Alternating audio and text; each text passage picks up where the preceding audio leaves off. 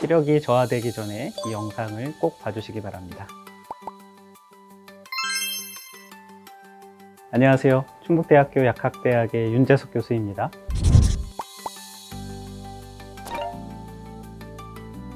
황반변성이 시작되면 이전의 시력으로 완전히 회복하기 어려울 수 있습니다. 노년기 시력 상실의 주요 원인이지만 드물게 젊은 연령층에서 발병하기도 하는데 50에서 60대에 나타나며 한국의 60세 이상 노인 가운데 17% 이상이 이 질병을 앓고 있습니다. 원인은 확실하게 밝혀지지 않았지만 연령이 가장 확실한 위험인자로 알려져 있습니다. 눈의 중심부에 황반이라는 부위가 있습니다. 거기에 창이 맺혀가지고 우리가 인식을 하게 되는데 거기에 변성이 오게 되니까 그 부위가 검은색으로 변한다든지 아니면 빈 공간이 있는다든지 혹은 직선이 굴곡으로 보인다든지 하는 그러한 증상 등이 나타날 수가 있겠습니다.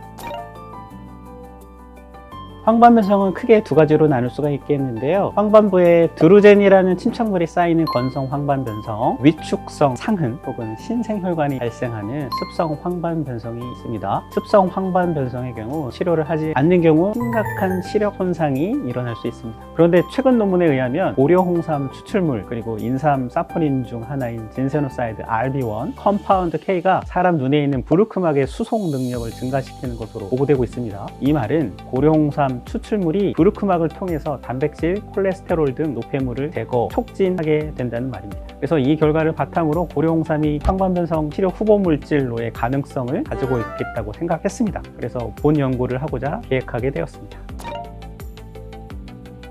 황반변성 치료에는 보통 항VEGF 안티바디를 치료제로 활용하게 되는데요. 신생혈관 생성을 억제하는 효과가 있기 때문에 치료제로 사용되는 것입니다. 그런데 저희가 찾은 CRYAB라는 이 단백질이 섬유화와 굉장히 밀접한 관련이 있다는 것을 손행 연구로 알게 됐고, 그래서 황반변성에서 CRYAB의 기능을 조절하면 기존의 치료제를 보완할 수 있는 또 다른 소재로 개발할 수 있을 것으로 생각해서 CRYAB를 연구하게 되었습니다. 실험을 우선 마우스에서 했습니다. 마우스 눈에 레이저를 조사하면 황반변성이 유도됩니다. 그러면 병적 혈관 면적이 늘어나는데 이 면적을 측정해서 황반변성이 진행됐는지 정량화할 수 있었습니다. 그리고 세포를 이용하는데 세포는 ARPE라는 셀을 사용합니다. 여기에 홍삼 추출물을 처리하고 항체를 이용해서 황반변성에 관련된 지표, 즉 황반변성 관련 단백질 CRYAB, 섬유화 관련 단백질인 알파 SMA, 혈관 내피 성장인자인 VEGF 등을 정량화할 수 있었습니다. 여기서 중요한 게 알파 SMA는 황반변성 치료 시 특별한 의약품이 없는 섬유화 증상의 중요한 지표가 되겠습니다.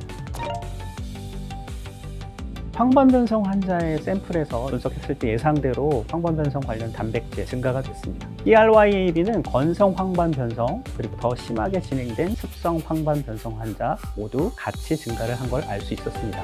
셀 실험에서는 인간 망막 상피 세포인 ARP 셀에 면역 세포를 활성화시킨 다음 그 배양액을 처리하게 되면 혈관 내피 성장인자 증가하게 되는데, 여기에 홍삼 추출물 혹은 홍삼 총사포닌을 처리했을 경우 혈관 내피 성장인자가 감소되었습니다. 그리고 섬유화 관련 단백질 알파 SMA의 함량도 역시 홍삼 추출물, 홍삼 총사포닌에 의해서 감소되었습니다. 마우스에서 레이저로 황반변성을 유도하고 이렇게 유도된 병적 혈관 면적은 홍삼 총사포닌 처리에 의해서 감소됨을 역시 확인할 수 있었습니다. 더불어서 레이저에 의해서 이제 흉터가 생기게 되고 흉터와 관련된 알파 SMA가 늘어나게 되는데 홍삼 총사포닌을 처리하면 이 물질들이 감소하는 것을 알 수 있었습니다. 결과적으로 홍삼 추출물 등은 황반변성 환자에서 섬유화를 억제시키고 황반변성을 지연시키는 작용을 할 가능성이 크다고 생각됩니다.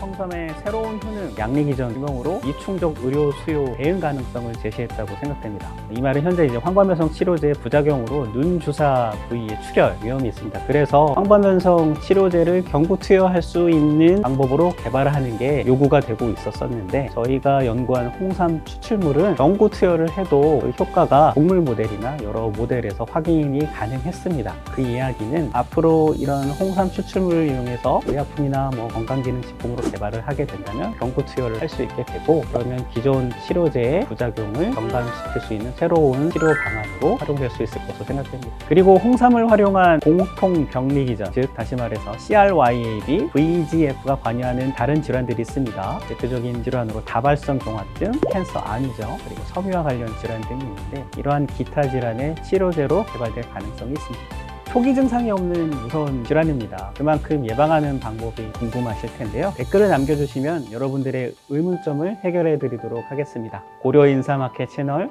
좋아요, 구독, 댓글 부탁드리겠습니다.